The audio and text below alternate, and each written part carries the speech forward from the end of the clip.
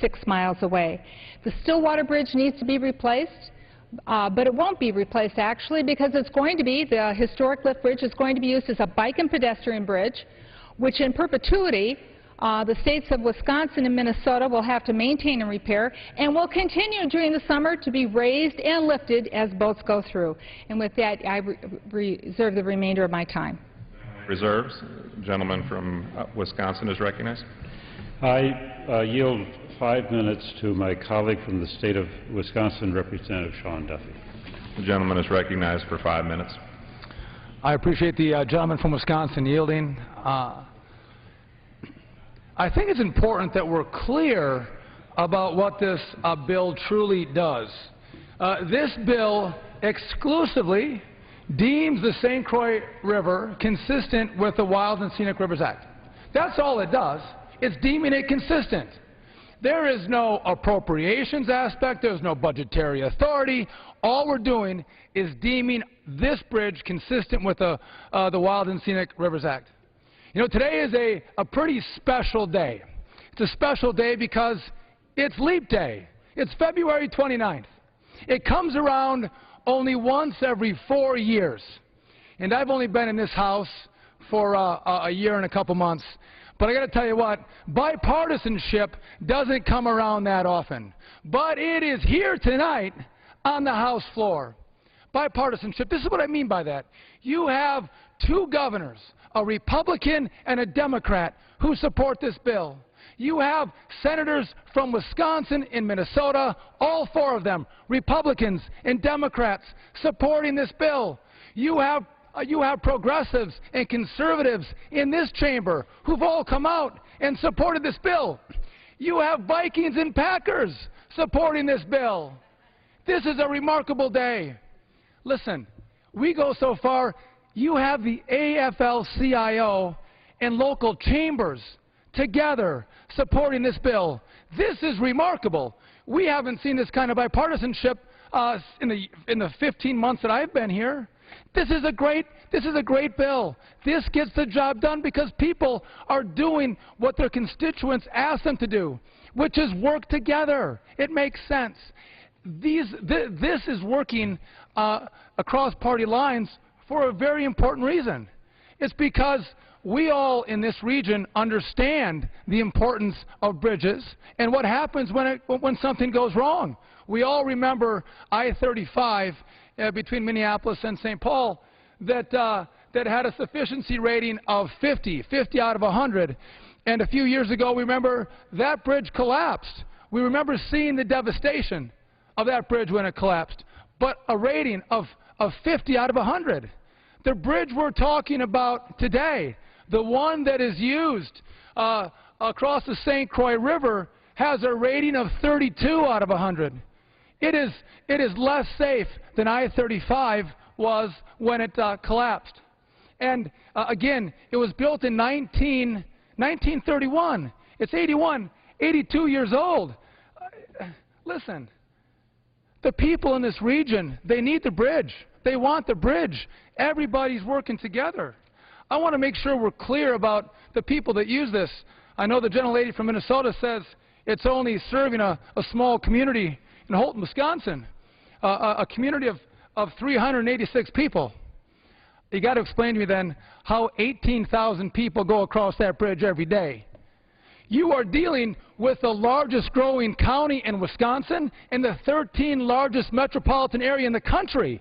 That's what this bridge connects. People use it.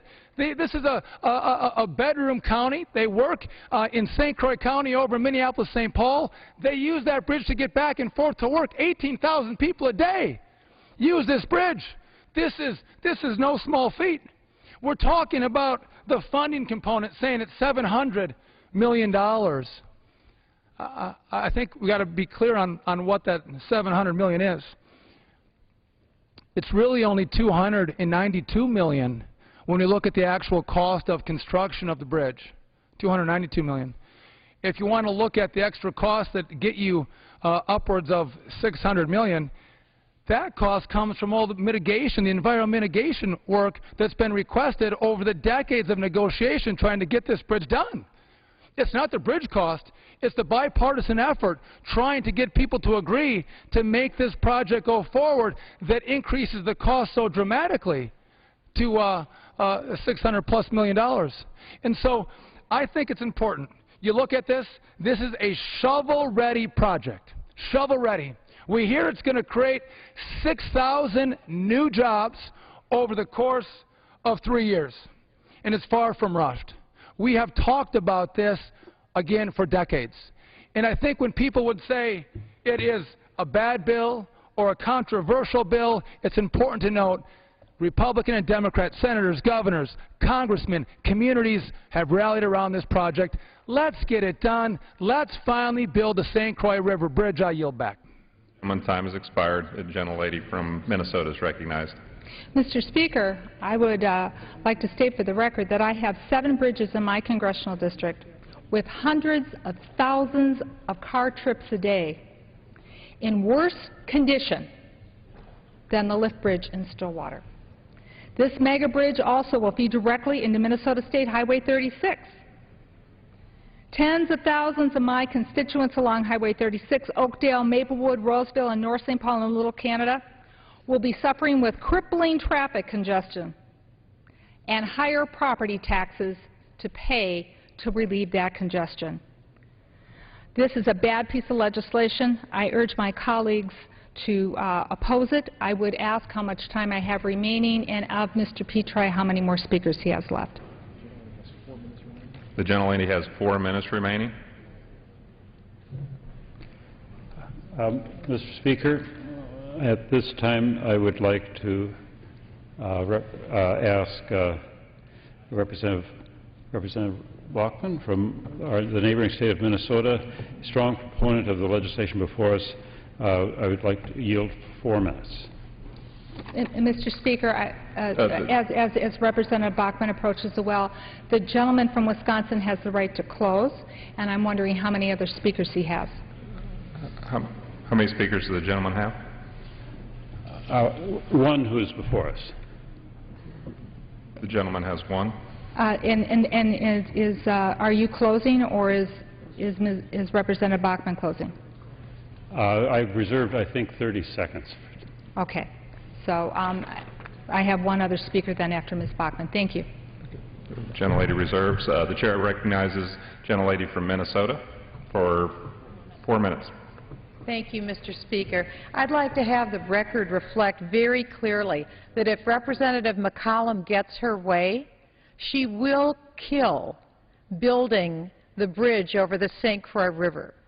As we all know, this is, and as our office has been told, this is one of the longest, if not the longest, unfinished bridge projects in the history of the United States. That's why it's come to this point, Mr. Speaker, where we actually have to go to Congress to get permission from the federal government so that the state of Minnesota and the state of Wisconsin can build this common sense bridge at their own expense, and that's the point that we're at. Not only will Representative McCollum be acting against the wishes of 86% of the people that live and reside in the St. Croix River Valley, the responsibility for the increased costs of building this bridge rests squarely on the shoulders of Representative McCollum and on her compatriots who have fought for decades to kill the building of this bridge. The cost? The bridge would have cost $80 million to complete back in 1992 if her compatriots wouldn't have tied this bridge project up for decades in the federal courts in nuisance lawsuits. And why? Because they said there was pollution that was involved. And what was this pollution that they asserted? They said it would be visual pollution. Visual pollution? Because a federal bureaucrat came out to this river and pointed to the river and said they didn't think that a bridge would look good built on this river, and that's in spite of the fact that there's already a bridge that's here on this river. This is a wide part of the river. This is the river that is literally the birthplace of Minnesota. As long as people have been in the state of Minnesota, Stillwater is the birthplace. I've been working on this issue as a young mother living in this community, as an activist citizen who saw what a common sense project this is. Representative McCollum has talked about this being a mega bridge. This is a 4-lane bridge. And after all, why wouldn't you build a 4-lane bridge when you have a 4-lane highway on Minnesota connected to a 4-lane highway in Wisconsin? Representative McCollum is suggesting that we should be building a 2- or a 3-lane bridge. Why would you build a bridge that would be obsolete the day that it's opened? You would build a common sense 4-lane bridge to connect 2 4-lane highways. This is also a center for industry in this region. We have not only the prison, the state prison, we have also one of the largest window manufacturers in the world. We have the sewer treatment plant, the water treatment plant. We have a marina. This is the place that has been the site that's been selected as the perfect place to build this bridge to connect these 2 communities. As we've heard before, this is an area that has a bridge that currently has a safety rating that's far below the safety rating of the bridge that collapsed in Minneapolis in 2007. We have a historic opportunity, a once-in-a-lifetime magic moment when we have governors that are Republican and Democrat, senators that are Republican and Democrat, representatives that are Republican and Democrat saying, for once, let's come together and do what the people expect. And why did we get to this point? Bureaucratic red tape. We are here in full square agreement with the administration saying, let's get this done on behalf of the people of these 2 states. Let's do what should have been done decades ago, and let's build this common sense bridge. And I yield back. The gentlelady yields. The gentlelady from Minnesota is recognized. Is the gentleman from Wisconsin prepared to close after the last speaker?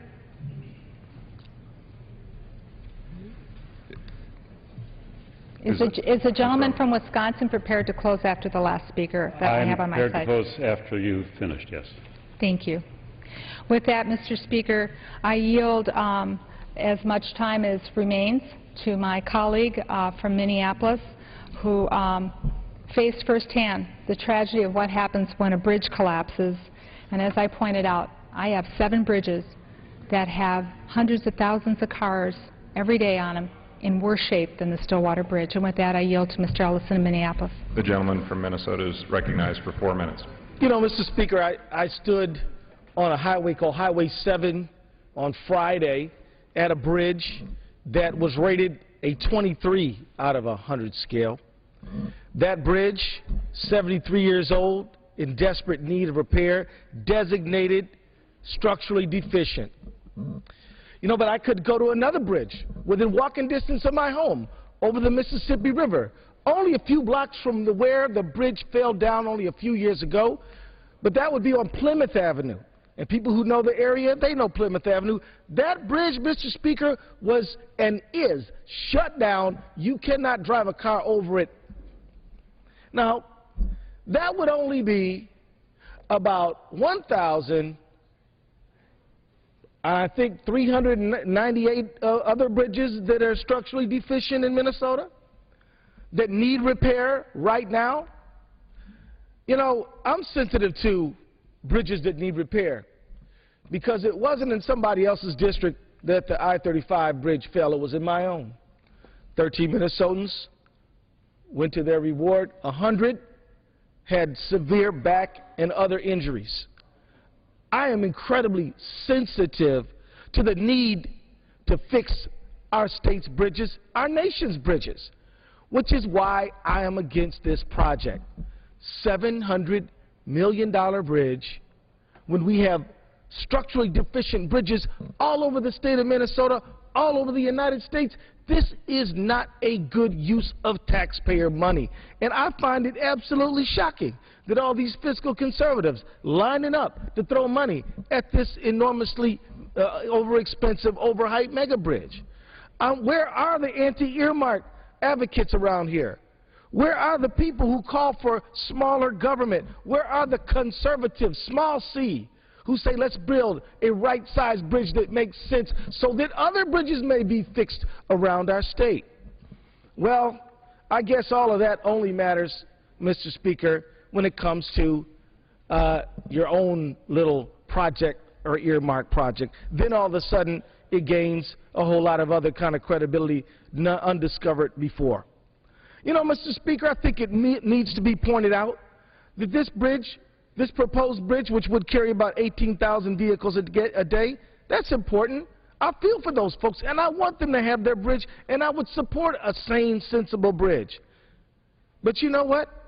The I-35 bridge, much talked about tonight, carries 140,000 people every day.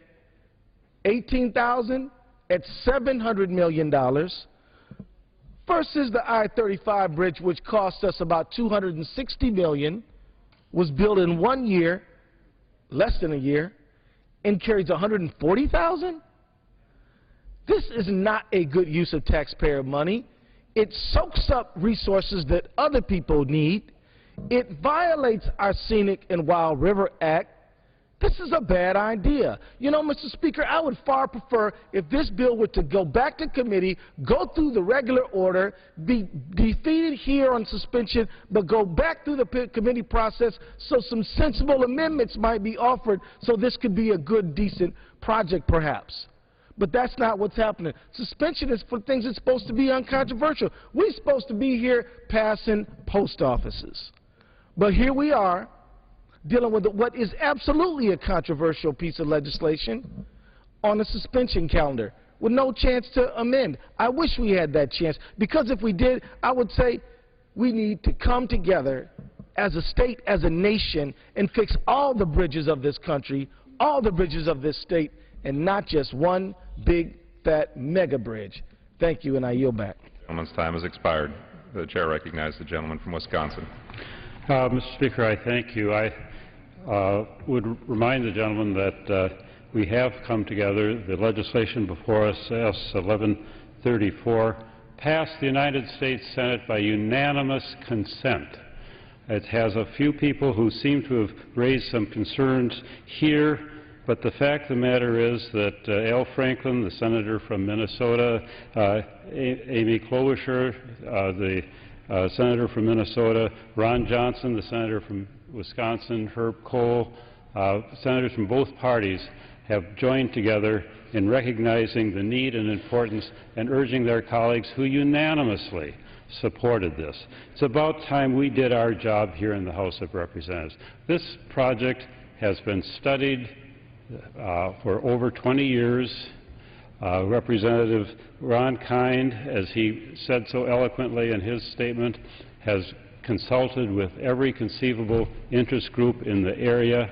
As my colleague Representative Bachmann said, the people in Minnesota and Wisconsin are wondering when we're going to do our job. This is a major hazard now. An old bridge, we saw what happened with other bridges in Minnesota, a growing population, commuter populations back and forth in the greater Minneapolis-St. Paul area, and it's about time this hazard was removed and we had a bridge that we could be proud of and that was less intrusive than the one that's there now. So I urge my colleagues to pass the legislation before us and yield back the balance of my time. The gentleman's time has expired. The question is, will the House suspend the rules and pass Senate 1134? Those in favor say aye. Those opposed, no. In the opinion of the chair, 2/3 being in the affirmative, the rules are suspended. The bill is passed, and without objection, the motion to reconsider is laid on the table. Mr. Speaker, I was up here to be recognized for a recorded vote. I was on my feet. The gentlewoman asked for the yeas and nays. Yes, I do, sir. Thank you. The yeas and nays are requested. All those in favor of taking this vote by yeas and nays will rise and remain standing until counted. A sufficient number having risen, the yeas and nays are ordered. Pursuant to Clause 8, Rule 20, further proceedings on this question will be postponed. For what purpose does the gentleman rise? Mr. Speaker, I move that the House suspend the rules and pass the bill H.R. 3902 as amended. The clerk will report the title of the bill. H.R. 3902, a bill to amend the District of Columbia Home Rule Act to revise the timing of special elections for local office in the District of Columbia. Pursuant to the rule, the gentleman from California, Mr. Issa, and the gentlewoman from the District of Columbia, Mrs. Norton, each will control 20 minutes. The chair recognizes the gentleman from California. Thank you, Mr. Speaker. I'll be brief. Today we're doing a small and technical change to everyone except the people of the District of Columbia, who consistently have to live under a rule that costs the voters and the residents of the District of Columbia to expend enormous additional dollars to have special elections rather than having the ordinary flexibility to try to combine their votes at a time in which it would be less expensive. The bill, which is, if you will, an omission under the Home Rule Act, provides for the District of Columbia to fill vacancies on the first Tuesday, 114 days after the date of such vacancy occurring. Unfortunately, this does not provide the flexibility necessary to time special elections concurrently with other general and primary elections. Therefore, this small and yet not small to the District of Columbia change will allow them to place the election on a Tuesday occurring between 70 and 174 days of the vacancy. Understand, Mr. Speaker, if there is an ordinary election occurring within that process, this will cause us to have the election on that date. The bill has been carefully considered and passed unanimously by the committee. Additionally, it's supported by the entire City Council. We'll soon hear from the delegate from the District of Columbia, from the mayor and his administration. I want to take just a quick moment to thank the gentlelady from the District of Columbia. It has been, in fact, her work with the committee that made this technical change one that we can all live with for the benefit of the people who host us in the federal city. And with that, I reserve the balance of my time. The gentleman reserves. The gentlelady from the District of Columbia is recognized. Well, I want to thank the chairman of the full committee for his generosity. I want to thank my friends on both sides of the committee for their assistance with H.R. 3902, especially the chairman of the full committee, my good friend Mr. Issa, and the chair of the subcommittee, Mr. Gowdy, working closely with us on this bill. I also want to thank my good friends on our side, the ranking member of the full committee, Mr. Cummings, and the ranking member of the subcommittee, Mr. Davis, for their considerable support and assistance. And Mr. Chairman, like you, I will be brief because you and I are the only ones here who have a vote in committee on this matter.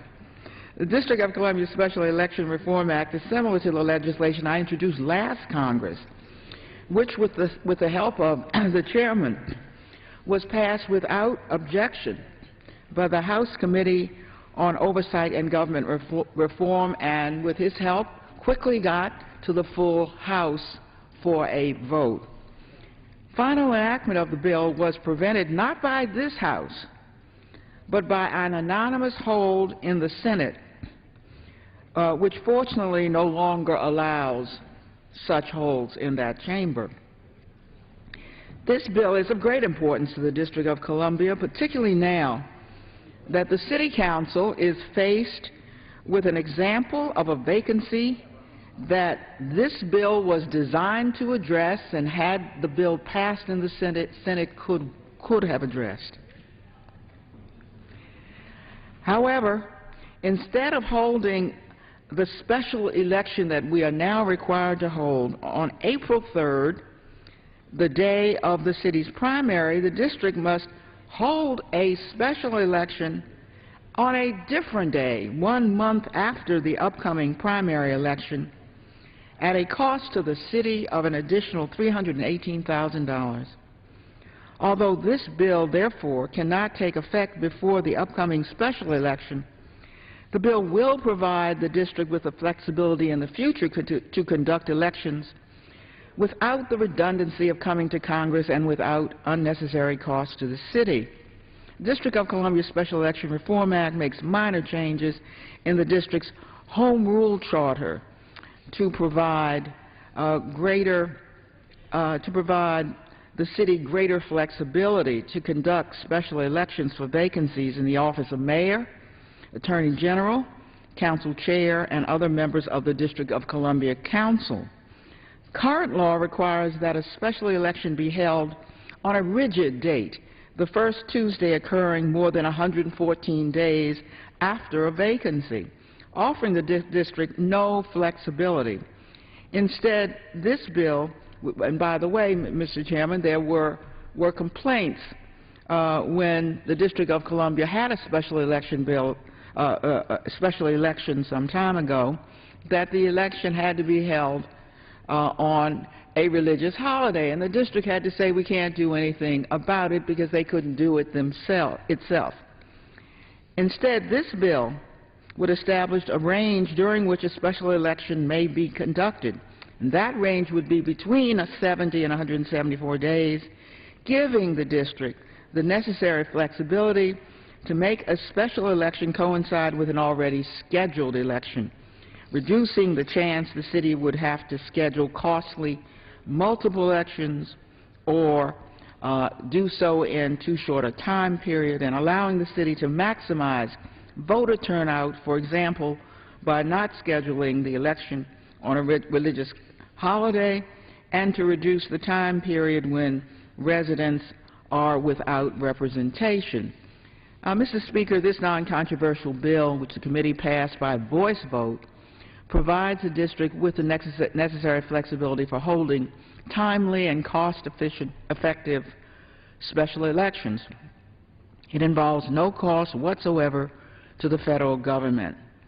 The District of Columbia Special Election Reform Act is of little, indeed no concern, I dare say, to the Congress.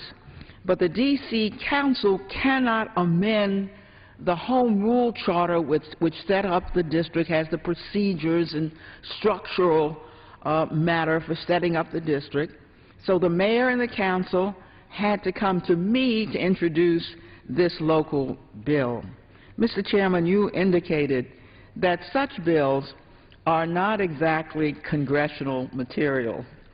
I hope that you and I can work together on a broader D.C. charter reform bill to give the district the authority to amend such local matters, such trivial local matters on its own, saving Congress from having to spend the time, its very valuable time at that, on uniquely local procedural matters affecting only the local government, the District of Columbia. I urge passage of the bill and reserve the balance of my time. The gentlelady reserves. The gentleman from California is recognized. I thank the Speaker. Seeing that there are no further speakers, I ask unanimous consent that all members have 5 legislative days in which to revise and extend their remarks and include extraneous materials on the bill under consideration. Without objection. I reserve the balance of my time, but I'm prepared to close. I thank the chairman again for the haste with which he was able to get this bill heard today, and I am pleased to yield back the remainder of my time. I have no further speakers. The gentlelady yields back. Gentleman from California. Mr. Speaker, I urge immediate support for this important reform for the District of Columbia, and I yield back. The gentleman yields. The question is, will the House suspend the rules and pass H.R. 3902 as amended? Those in favor say aye. Those opposed, no. In the opinion of the chairs, 2/3 being in the affirmative, the rules are suspended, the bill is passed, and without objection, the motion to reconsider is laid on the table.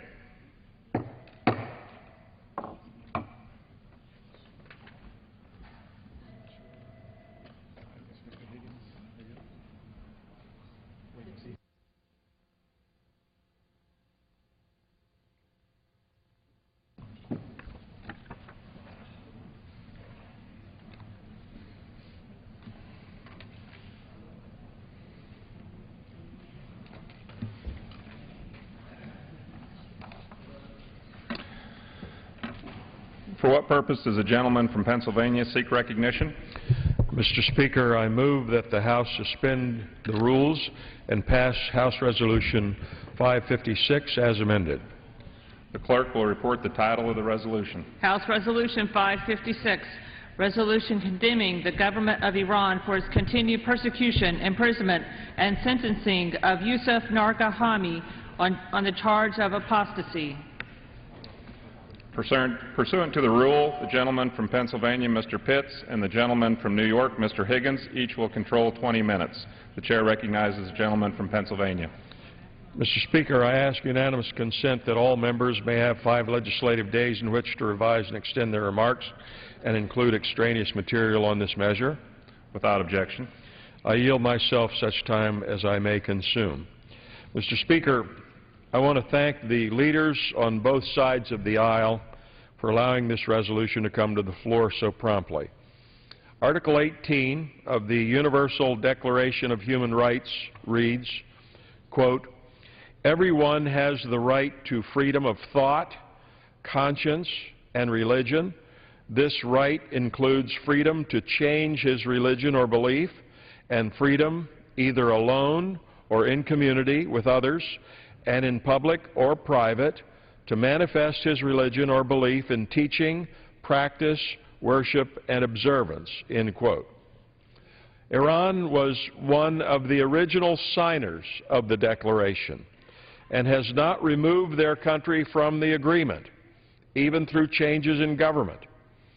In October of 2009, Youcef Nadarkhani was alarmed to find out that his children were being forced to participate in Islamic religious instruction at their local school. Pastor Youcef had no radical reaction to this revelation. Indeed, he only went to the school and asked that his children be granted their rights under the Iranian Constitution to freedom of religion. These rights explicitly include parents' rights to bring up children under the religious teaching of the family. For the crime of asking that his rights be respected, Pastor Youcef was summoned to a tribunal. There, he was arrested and charged with unlawful protesting. This charge was later changed to apostasy. After almost a year in prison, Pastor Youcef was convicted and sentenced to death. A panel of judges demanded that he recant his faith. When confronted with this demand, Pastor Youcef stated, "I cannot." While it is difficult to peer past the gates of an Iranian prison, we have some evidence that there has been continued pressure on Pastor Youcef to recant, and that there may have been attempts to trap him into blaspheming Islam. Despite this pressure, he has remained faithful. With our religious freedom protected by the First Amendment, it is difficult for any of us to imagine what Pastor Youcef has been going through. Torn away from his children and family, placed in a high-security prison, with the likely outcome being the hangman's noose. Today, we're not asking Iran to respect our laws or our conventions. We're asking them to abide by the agreements at the United Nations that they have signed on to. The authorities in Iran are not proud of sentencing Pastor Youcef to death. Indeed, the Iranian government doesn't even want their own people to know that Pastor Youcef has been charged for practicing his religion. State media has actually reported that he is charged with rape and extortion, not apostasy. Millions of Iranians are members of a minority religious group. Sunni Muslims, Christians, Jews, and Zoroastrians are all proud to call Iran home. They want to live in peace with their neighbors, and they want to follow the law. But they cannot do so when their faith is under assault. This evening, I'm proud that we have bipartisan support for this resolution.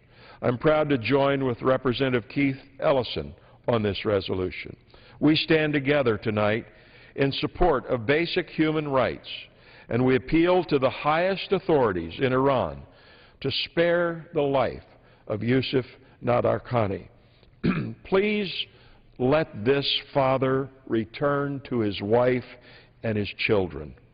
Further still, let the Iranian people freely practice their faith. Stand by your commitments to your people and to the world. With that, I reserve the balance of my time. The gentleman reserves. The gentleman from New York is recognized. I yield myself as much time as I may consume. Mr. Speaker, I rise in strong support of this important resolution. I would like to join my colleagues in calling for the immediate release of Youcef Nadarkhani and all of the other individuals who are held or charged on account of their religion. I would also like to send a message to Pastor Youcef's family. Please know that the United States stands behind you, and we will do all we can to see that Youcef is set free. Mr. Speaker, it is difficult to comprehend in this day and age that there are nations in which one is not free to practice the religion of their choosing. And in Iran, freedom of religion is not the only right Iranian citizens are denied. The Iranian regime also continues to maintain severe restrictions on freedom of expression, association, and assembly. Tehran maintains strict control over domestic and international media aimed at reducing Iranians' contact with the outside world. And individuals and groups risk arrest, torture, imprisonment for political protesting or for cooperating with foreign human rights organizations. Women's and minority rights activists and other human rights defenders, lawyers, journalists, and students are regularly arrested and harassed. And once in prison, detainees are ill-treated and tortured. These are just a few examples of the repressive tactics of the Iranian regime. We must continue to speak out against these injustices and call on our friends and allies to do the same. Mr. Speaker, once again, I ask Iran to immediately release Pastor Youcef and end its state-sponsored persecution of religious minorities. Thank you, and I would like to reserve the balance of my time. The gentleman reserves. The gentleman from Pennsylvania is recognized. Mr. Speaker, at this time I yield 2 minutes to a champion of human rights, the gentleman from Alabama, Mr. Adderholt, chairman of the Appropriations Subcommittee on Homeland Security and a member of the Helsinki Commission. The gentleman from Alabama is recognized for 2 minutes. Thank you, Mr. Speaker, and I also want to thank my colleague, the gentleman from Pennsylvania, for his work on this and authoring this resolution. I think, as Mr. Pitts mentioned, both sides of the aisle has worked together on this issue.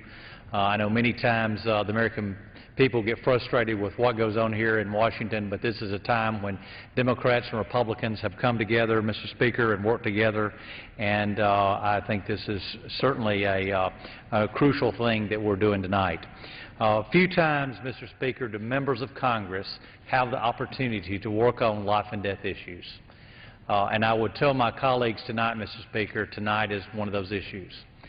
As has already been said by Mr. Pitts, that this is an issue where a pastor, Pastor Youcef Nadarkhani, is in prison because of his belief.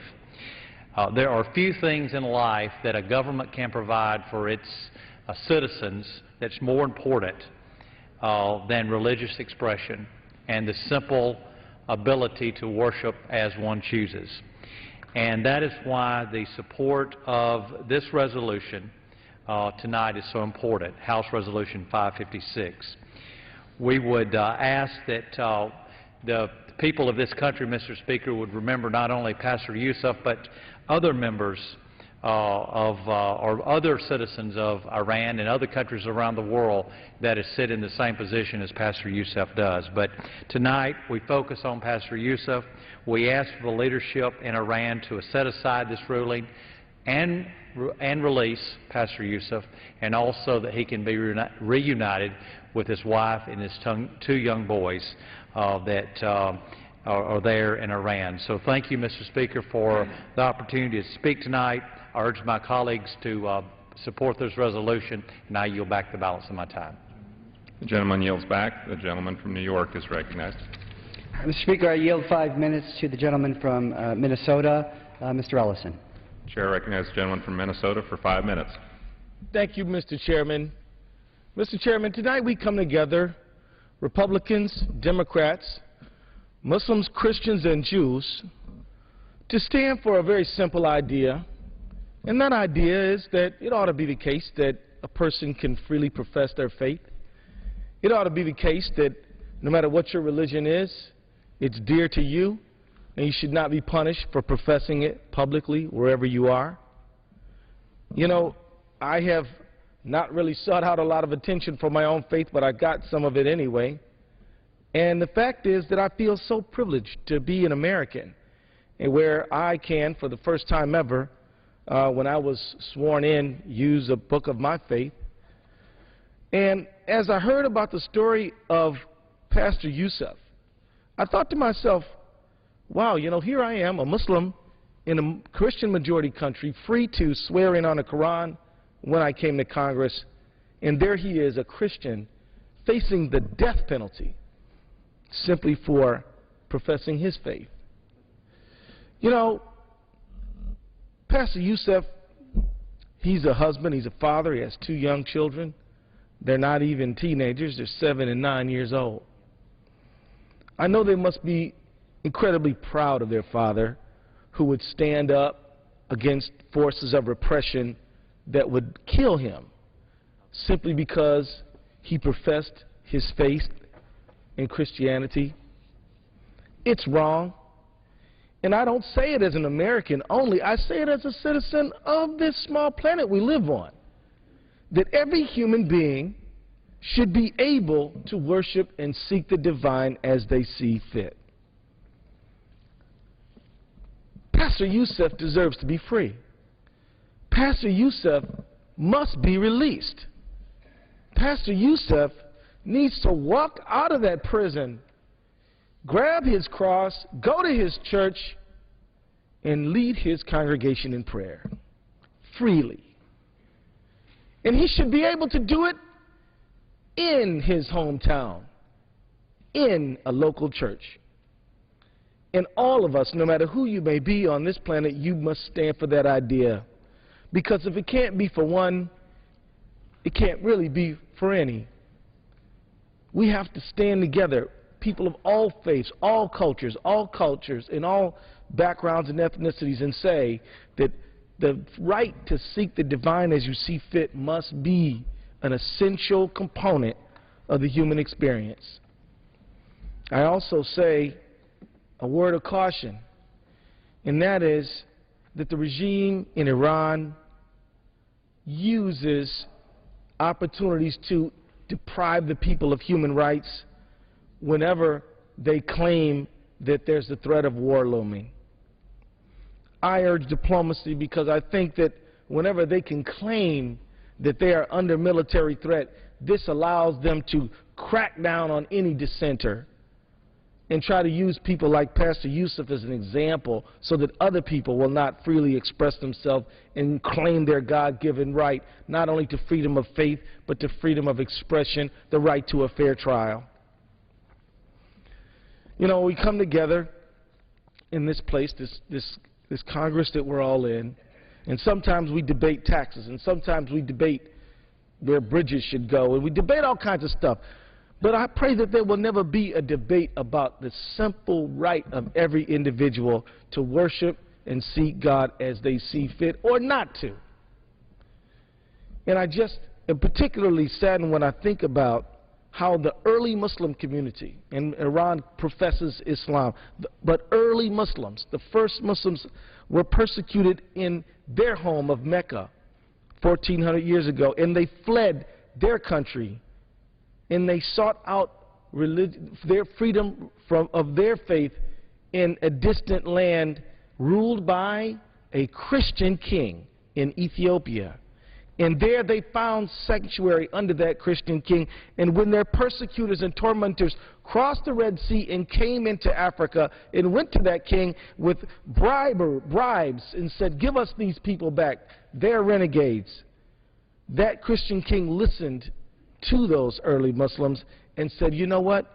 These people are under my protection. You can go home. I only wish tonight Pastor Youcef could get a return of that sanctuary in his own land. I yield back. Gentleman yields back. The gentleman from Pennsylvania is recognized. Mr. Speaker, at this time I yield 2 minutes to the gentleman from Virginia, Mr. Forbes, Chairman of the Armed Services Subcommittee on Readiness. The gentleman from Virginia is recognized for 2 minutes. Thank you, Mr. Speaker. Mr. Speaker, I first want to compliment Congressman Pitts and Congressman Ellison for their leadership in this matter, and to recognize tonight, Mr. Speaker, as we go through our busy lives, we often take for granted the privilege of living in a nation who is governed by founders who realized there were a set of rights so fundamental, so much at the core of life itself, that they could not come from any state or any government, but had to come from the hands of the Creator of life himself. At the center of these rights, some would say the foundation of them is the freedom of religion. And as we travel around the world and see other citizens who do not have these rights, we may be saddened or even angered. But when the government of any nation of the world is so dangerous to the lives of its citizens that it's willing to rob one of those citizens of life itself merely because he will not recant his faith, we not only feel sadness and anger, but also fear. Tonight, the citizens of Iran should be afraid of such an oppressive and dangerous government. Tonight, the neighbors of Iran should be afraid of such an oppressive and dangerous government. Tonight, the citizens of the world should be afraid of such an oppressive and dangerous government. They should condemn this government. They should stand with this pastor, and they should join hearts with people of all faiths around the world to pray for his life and his safety. And every member of this body should adopt this resolution. And with that, Mr. Speaker, I yield back the balance of my time. The gentleman yields. The gentleman from New York is recognized. Mr. Speaker, I yield 3 minutes to the gentleman from New Jersey, Mr. Andrews. Gentleman from New Jersey is recognized for 3 minutes. I ask unanimous consent to revise and extend my remarks. Thank you, Mr. Speaker. I thank my friend for yielding, my friend from Pennsylvania and Minnesota for sponsoring this bill. Tonight we stand united and strong for the release of Pastor Youcef. Although the legal case for his release is overwhelming, as Mr. Pitts has outlined, we do not rely on the law in our plea. Though our political convictions shared among everyone on both sides of the aisle, I believe here, are deep, our appeal is not based on politics. Instead, our appeal is based on the ineffable human quality of the loving bond between a parent and his children.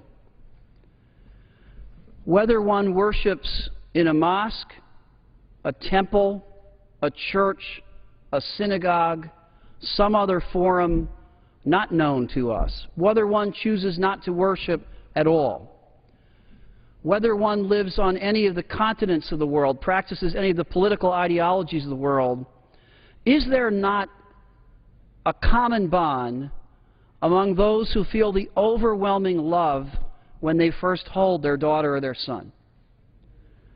Is there not a common bond among those who feel the anxiety of worrying whether a sick child will be healed?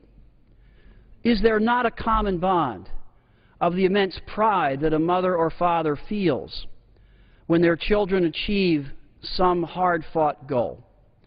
Is there not a common bond of the empty and hurtful feeling that people know that someday they will have to depart from the children they love so dearly? That day is coming all too soon for Pastor Youcef. If those who are mothers and fathers who are his captors do not consider that ineffable human bond. This is a man who tonight sits in prison awaiting execution because he loved his children enough to insist that they be free to worship as he and his family thought they ought to worship. This is labeled as apostasy. The act of his arrest and pending execution is a monstrous act of inhumanity. We do not appeal to the law, though it is on our side. We do not deal from political consensus, although I believe it exists in and out of this country. Our appeal is based on the simple, ineffable quality that parents have an innate right to love their children. This man has been deprived of this right. That deprivation should not exist for another hour, another day, another moment. We will stand strong and united in calling for the humane release of Pastor Youcef, and we pray tonight that that wish will be granted by his captors, who must understand that they have that same ineffable love. I yield back the balance of my time. The gentleman's time has expired. The gentleman from Pennsylvania is recognized. I'd like to ask the gentleman if he's prepared to yield back. We're prepared to close. Mr. Speaker, I have no further requests for time, and I yield back the balance of my time. The gentleman yields back. The gentleman from Pennsylvania is recognized. Thank you.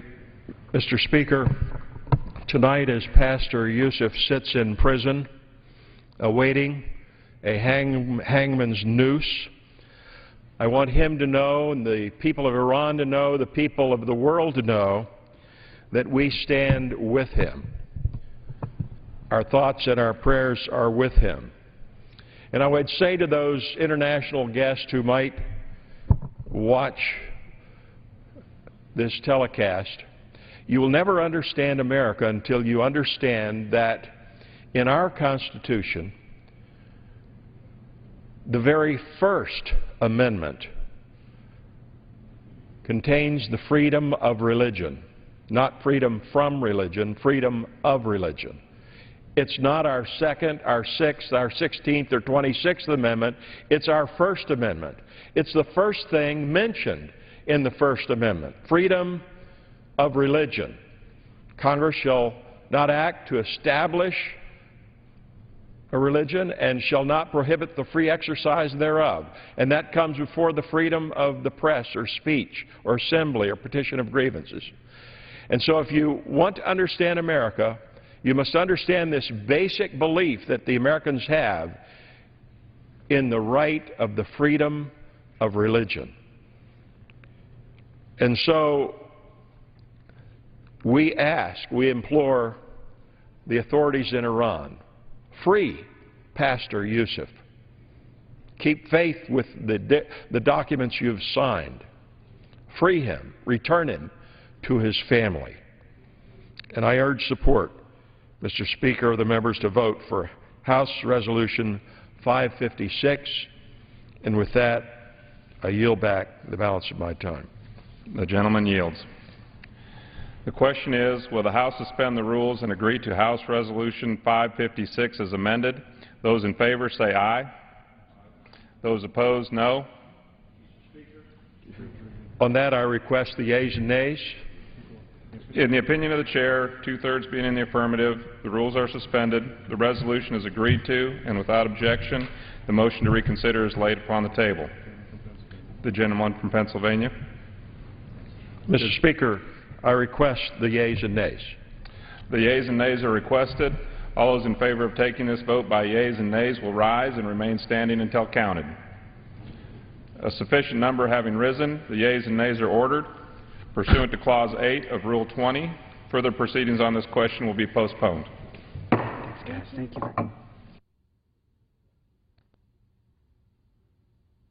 The Chair announces the Speaker's appointment pursuant to 10 U.S.C. 4355A, Clause 10 of Rule 1, and the order of the House of January 5, 2011, of the following members of the House to the Board of Visitors of the United States Military Academy.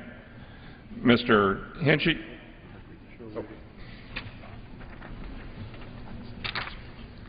Mr. Hinchey of New York, and Ms. Loretta Sanchez of California.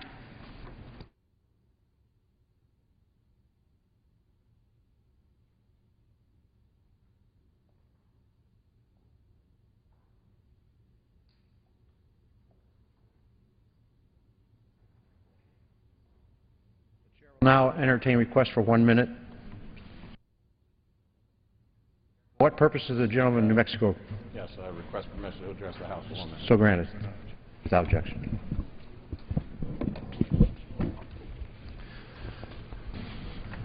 Mr. Speaker, less than 1 month ago, Kathleen Sebelius issued a finding that said that every insurance company in the country would have to offer insurance products, some of which would offend the faith of many people. This is against our Constitution, and it is against the rights of conscience of a free people.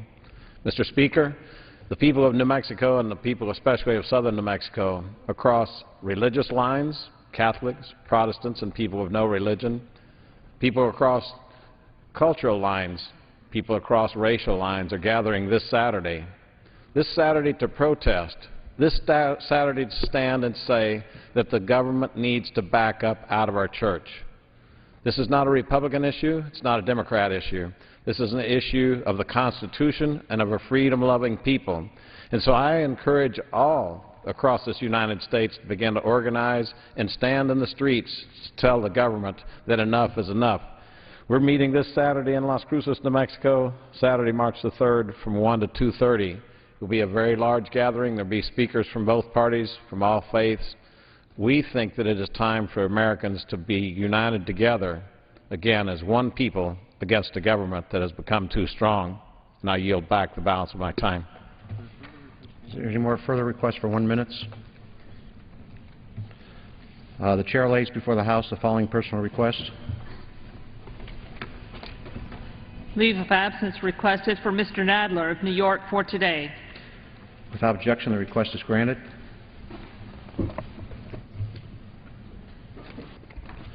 Under the Speaker's announced policy of January 5, 2011, the gentleman from Colorado, Mr. Gardner, is recognized for 60 minutes as the designee of the Majority Leader.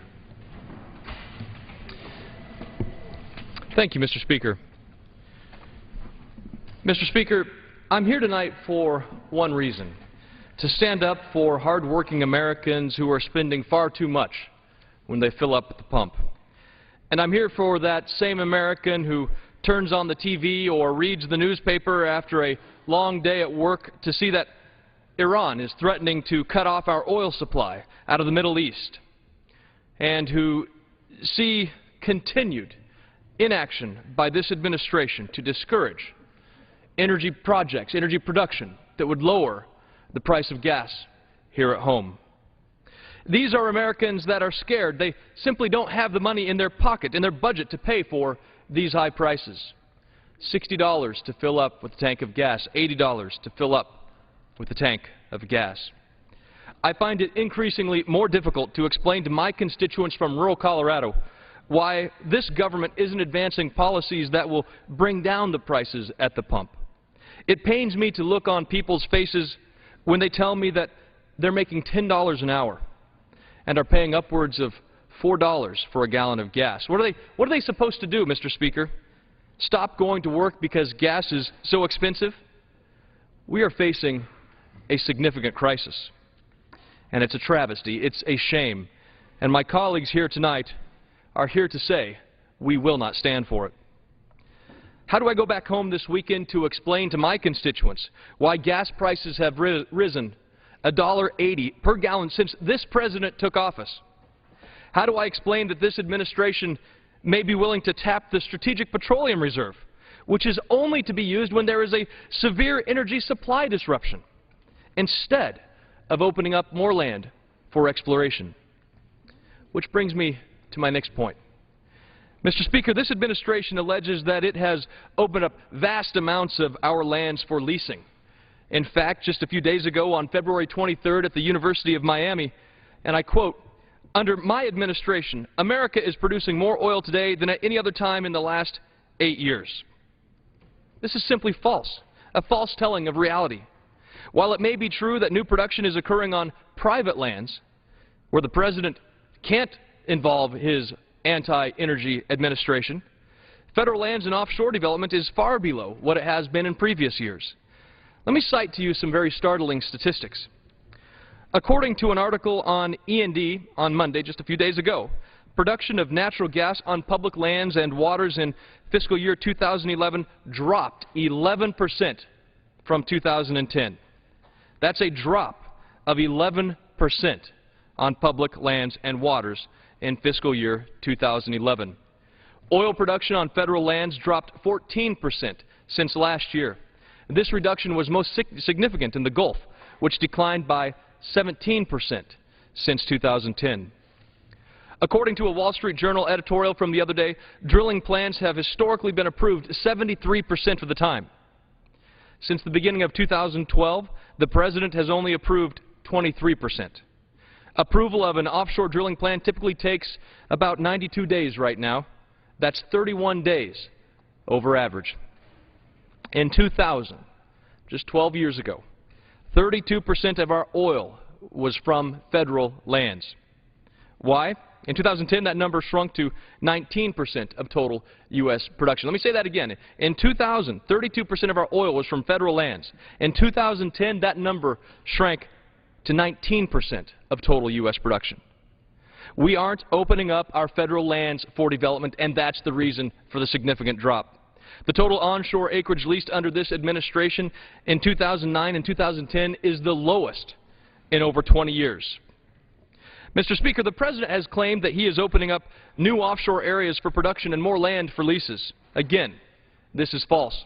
Many of these lease sales were already scheduled to take place before he even took office. One was even canceled for a year by the administration and is now being reinstated. His plan even closes the majority of the OCS to new energy production through the year 2017. And in recent days and months, we have seen the President touting an all-of-the-above energy approach. But his actions speak louder than his words, and they do not promote an all-of-the-above energy strategy. This administration has blocked energy production on federal lands and decreased overall domestic energy production across the board. And I want to share with you just a few of these examples.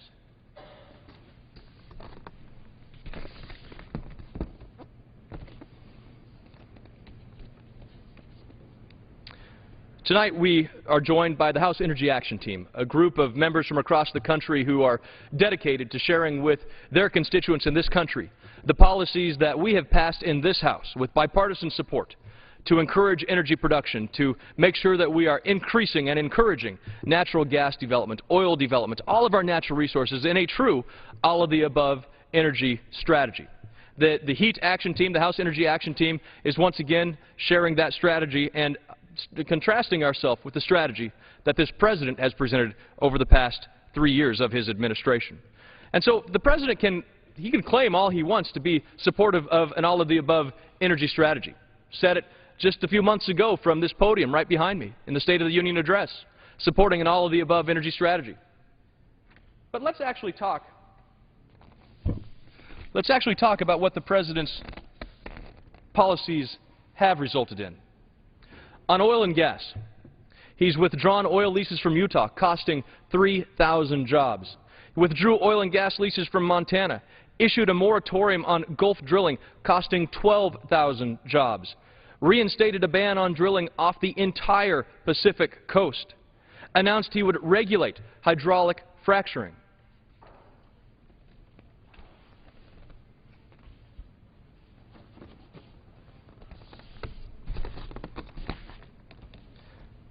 Again, the President claims to be a supporter of an all-of-the-above energy policy, but on coal. He pulled a permit from a West Virginia mine costing 250 jobs, announced the merger of BLM and OSM, which could move domestic coal one step closer to extinction in this country.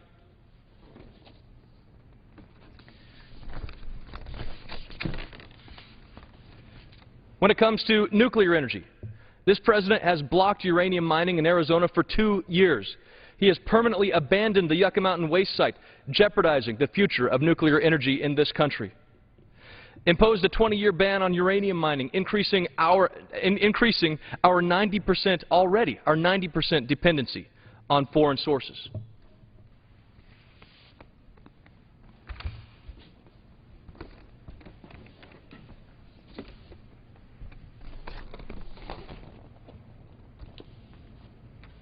And even on renewable energy, in this President's green energy agenda, this President has closed all but 2% of federal lands from renewable energy development. He's left open only 670,000 of 30 million acres of land for solar development. Again, the President claims he is for an all-of-the-above energy strategy.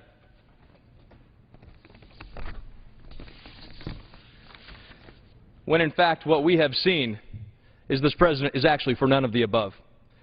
This chart, I know it's impossible to read, details the inaction of this administration, in fact some very harmful actions to our energy policy, where he has stopped, delayed, repealed energy production in this country.